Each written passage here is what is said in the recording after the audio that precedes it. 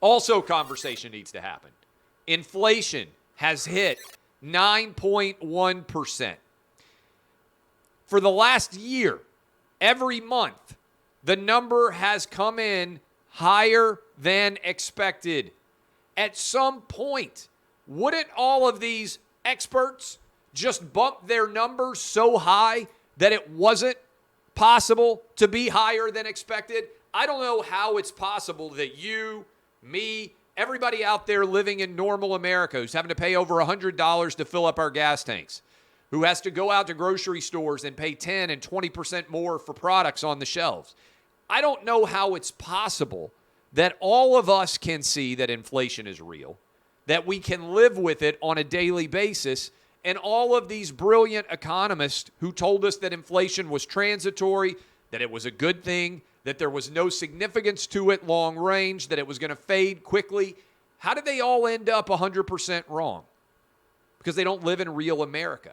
And also, I think this is important. Whenever Joe Biden tries to say it's a Putin tax hike, oh, this is somebody else's fault other than mine, I just want to ask you this. It's an important question.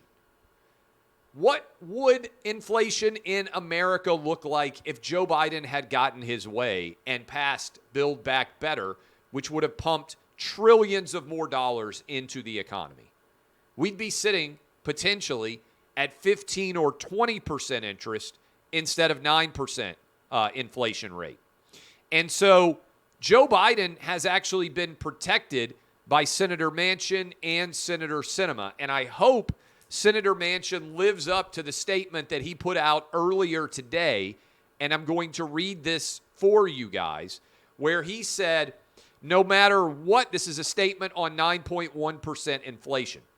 No matter what spending aspirations some in Congress may have, it is clear to anyone who visits a grocery store or a gas station that we cannot add any more fuel to this inflation fire.